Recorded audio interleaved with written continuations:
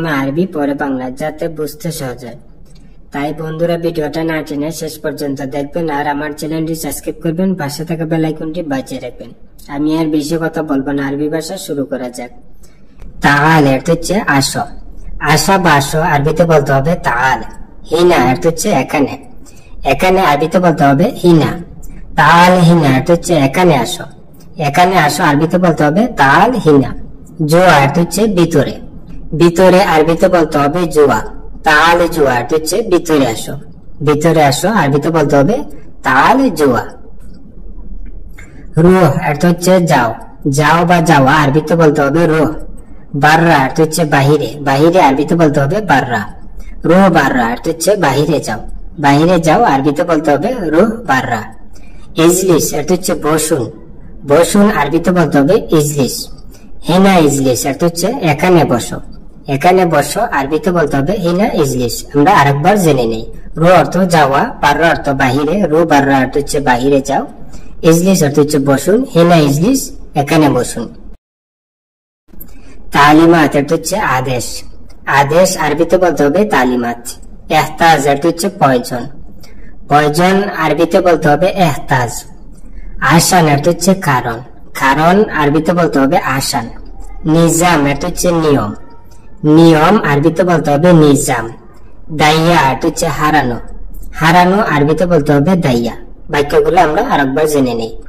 তালিমাত অর্থ হচ্ছে আদেশ, এহতাজ অর্থ হচ্ছে প্রয়োজন, আসান অর্থ হচ্ছে কারণ, নিজাম অর্থ হচ্ছে নিয়ম, দাইয়া অর্থ হচ্ছে হারানো। দৌড় অর্থ হচ্ছে খুঁজা, খুঁজা আরবিতে বলতে হবে দৌড়। কারিম অর্থ হচ্ছে ভদ্র, ভদ্র আরবিতে বলতে হবে কারিম।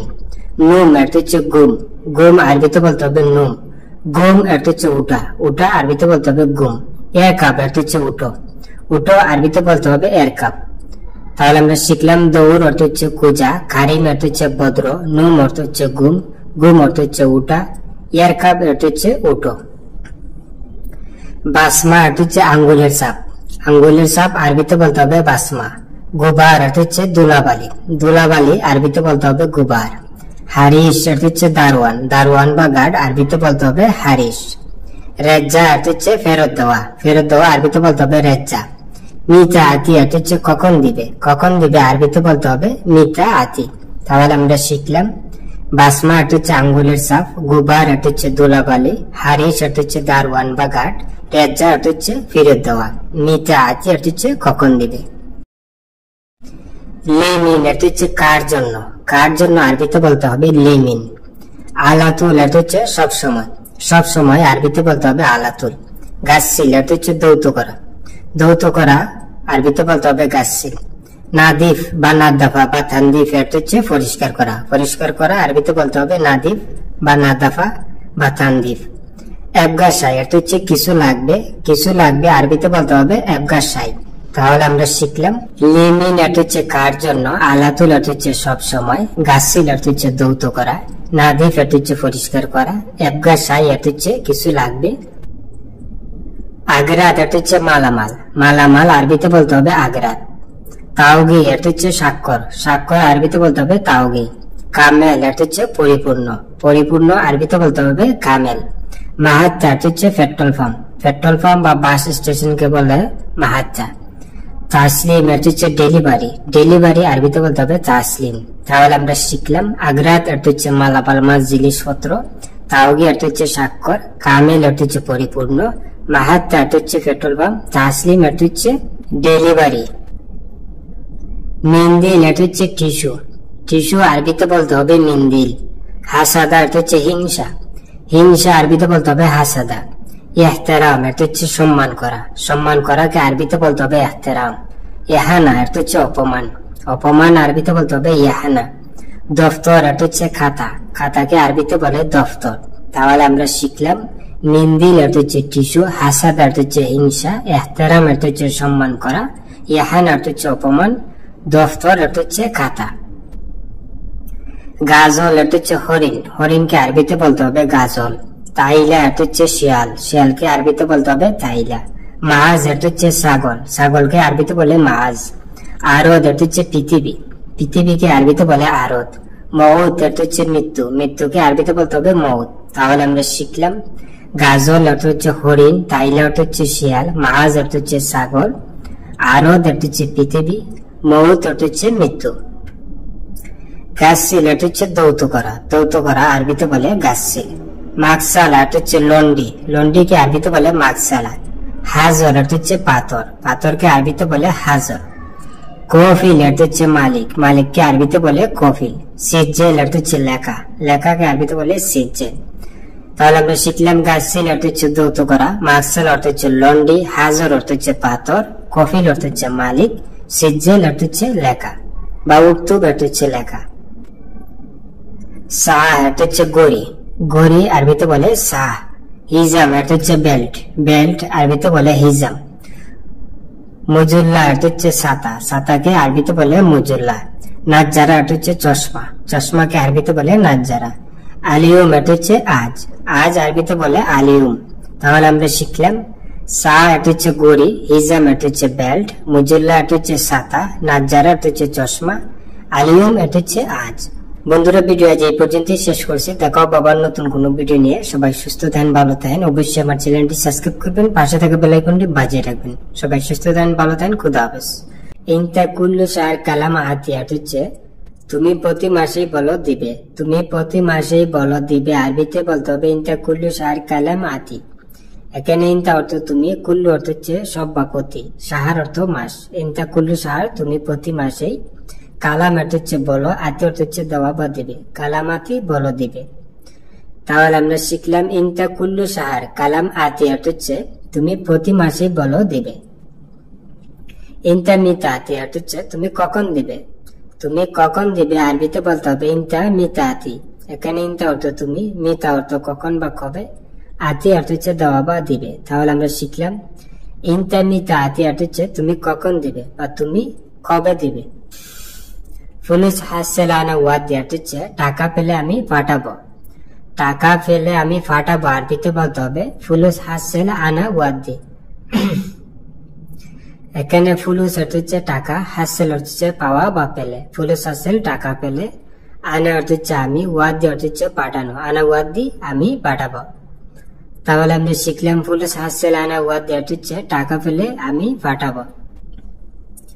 আনা আবগা শুগুল অর্থ হচ্ছে আমার কাজ লাগবে, আমার কাজ লাগবে আরবিতে বলতে হবে আনা আবগা শুগুল।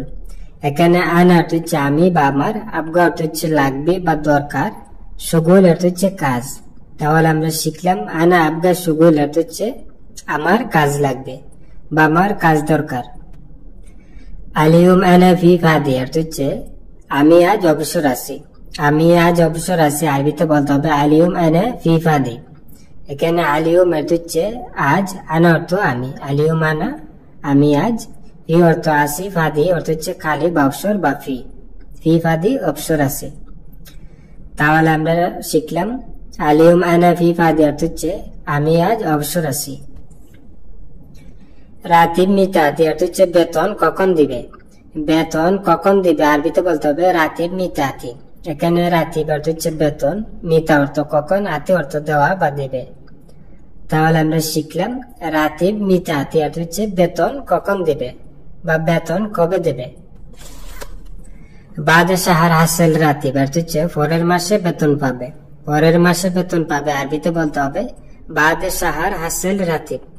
এখানে বাদ অর্থ হচ্ছে পরে, শাহর অর্থ হচ্ছে মাস, বাদ শাহর পরের মাসে, হাসেল অর্থ পাওয়া বা পাবে, রাতিব অর্থ হচ্ছে বেতন, হাসেল রাতিব বেতন পাবে।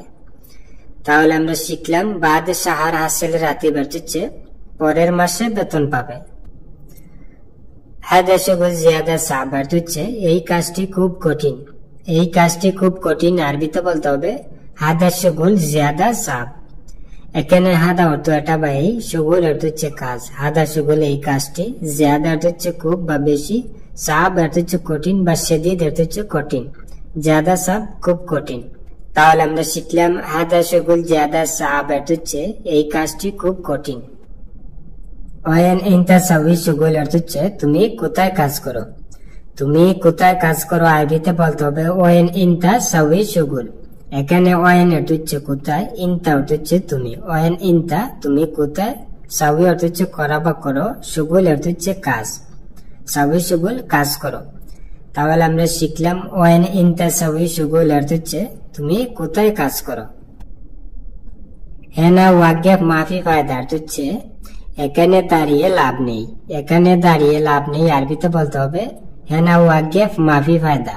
এখানে হেনা অর্থ এখানে, ওয়াগেফ অর্থ হচ্ছে দাঁড়ানো, মানুষের ক্ষেত্রে দাঁড়ানো, গাড়ির ক্ষেত্রে থামানো। হেনা ওয়াগেফ এখানে দাঁড়িয়ে, মাফি অর্থ না বা নেই, ফায়দা অর্থ হচ্ছে লাভ, মাফি ফায়দা লাভ নেই।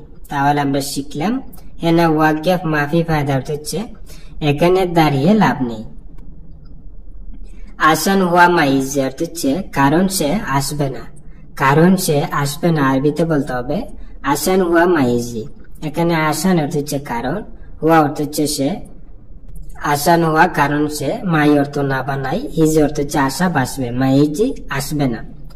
তাহলে আমরা শিখলাম আসান হুয়া মাইজি অর্থ হচ্ছে কারণ সে আসবে না। হাদা নফর এস আবগা অর্থ হচ্ছে এই লোকটির কি লাগবে, এই লোকটির কি লাগবে আরবিতে বলতে হবে আসান হাদা নফর এস আবগা। এখানে হাদা অর্থ এটা বা এই, নফর অর্থ হচ্ছে লোক, হাদা নফর এই লোকটির, ইয়েস অর্থ হচ্ছে কি, আবগা অর্থ হচ্ছে লাগবে বা দরকার, এস আবগা কি লাগবে বা কি দরকার। তাহলে আমরা শিখলাম হাদা নফর এস আবগা অর্থ হচ্ছে এই লোকটির কি লাগবে বা এই লোকটির কি দরকার। ইনতা মালুম হাদা নফর অর্থ হচ্ছে তুমি চিনো এই মানুষটিকে, তুমি চিনো এই মানুষটিকে আরবিতে বলতে হবে ইনতা মালুম হাদা নফর। এখানে ইনতা অর্থ তুমি, মালুম অর্থ হচ্ছে জানো বা চিনো, ইনতা মালুম তুমি চিনো বা তুমি জানো, হাদা অর্থ হচ্ছে এই, নফর অর্থ লোক, হাদা নফর এই লোকটি বা এই মানুষটিকে। তাহলে আমরা শিখলাম ইনতা মালুম হাদা নফর অর্থ হচ্ছে তুমি চিনো এই মানুষটিকে বা তুমি জানো এই লোকটিকে। হুয়া লেশ ইজি হ্যান অর্থ হচ্ছে সে এখানে কেন এসেছে, সে এখানে কেন এসেছে আরবিতে বলতে হবে হুয়া লেশ ইজি হ্যানা। এখানে হুয়া অর্থ সে, লেশ অর্থ কেন, হুয়া লেশ সে কেন, হিজি অর্থ হচ্ছে এসেছে, হেনা অর্থ এখানে, হিজি হেনা এখানে এসেছে। তাহলে আমরা শিখলাম হুয়া লেশ হিজি হেনা অর্থ হচ্ছে সে এখানে কেন এসেছে। ইনতা সওয়া সওয়া আবগা আন অর্থ হচ্ছে তোমার সাথে আমার দরকার, তোমার সাথে আমার দরকার আরবিতে বলতে হবে ইনতা সওয়া সওয়া আবগা আনা। এখানে ইনতা অর্থ তুমি বা তোমার, সওয়া সওয়া অর্থ হচ্ছে সাথে, ইনতা সওয়া সওয়া তোমার সাথে, আবগা অর্থ হচ্ছে দরকার বা লাগবে, আনা অর্থ হচ্ছে আমি বা আমার, আবগা আনা আমার দরকার। তাহলে আমরা শিখলাম ইনতা সওয়া সওয়া আবগা আনা অর্থ হচ্ছে তোমার সাথে আমার দরকার। ইনতা মিতাই যে গুরফা অর্থ হচ্ছে তুমি কখন রুমে আসবে, তুমি কখন রুমে আসবে আরবিতে বলতে হবে ইনতা মিতাই যে গুরফা। এখানে ইনতা অর্থ তুমি, মিতা অর্থ হচ্ছে কখন বা কবে, ইনতা মিতা তুমি কখন, হিজে অর্থ হচ্ছে আসা বা আসবে, গুরফা অর্থ হচ্ছে রুমে, হিজে গুরফা রুমে আসবে। তাহলে আমরা শিখলাম ইনতা মিতা হিজে গুরফা অর্থ হচ্ছে তুমি কখন রুমে আসবে বা তুমি কবে রুমে আসো। আশা নানা আবগা ফুল অর্থ হচ্ছে কারণ আমার টাকা দরকার, কারণ আমার টাকা দরকার আরবিতে বলতে হবে আসান আনা আবগা ফুলুস। এখানে আসান অর্থ হচ্ছে কারণ, আনা অর্থ হচ্ছে আমি বা আমার, আসান আনা কারণ আমার, আবগা অর্থ হচ্ছে দরকার, ফুলুস অর্থ টাকা, আবগা ফুলুস টাকা দরকার। তাহলে আমরা শিখলাম আসান আনা আবগা ফুলুস অর্থ হচ্ছে কারণ আমার টাকা দরকার। ইনতা ইজি সুরা সুরা অর্থ হচ্ছে তুমি তাড়াতাড়ি আসবে, তুমি তাড়াতাড়ি আসবে বা তুমি জলদি আসবে আরবিতে বলতে হবে ইনতা হিজি সুরা সুরা। এখানে ইনতা অর্থ তুমি, হিজি অর্থ হচ্ছে আসা বা আসবে, সুরা সুরা অর্থ হচ্ছে তাড়াতাড়ি বা জলদি। তাহলে আমরা শিখলাম ইনতা হিজি সুরা সুরা অর্থ হচ্ছে তুমি তাড়াতাড়ি আসবে বা তুমি জলদি আসবে। হাদা ওয়াইন হাসেল অর্থ হচ্ছে এটা কোথায় পেয়েছো, এটা কোথায় পেয়েছো আরবিতে বলতে হবে হাদা ওয়াইন হাসেল। এখানে হাদা অর্থ এটা, ওয়াইন অর্থ হচ্ছে কোথায়, হাসেল অর্থ পাওয়া বা পেয়েছো। তাহলে আমরা শিখলাম হাদা ওয়াইন হাসেল অর্থ হচ্ছে এটা কোথায় পেয়েছো। আলী নানা মশগুল অর্থ হচ্ছে এখন আমি ব্যস্ত আছি, এখন আমি ব্যস্ত আছি আরবিতে বলতে হবে আলী নানা মশগুল। এখানে আলহিন বা দাহিন অর্থ হচ্ছে এখন, আনা অর্থ হচ্ছে আমি, মশগুল অর্থ হচ্ছে ব্যস্ত। তাহলে আমরা শিখলাম আলী নানা মশগুল অর্থ হচ্ছে এখন আমি ব্যস্ত আছি।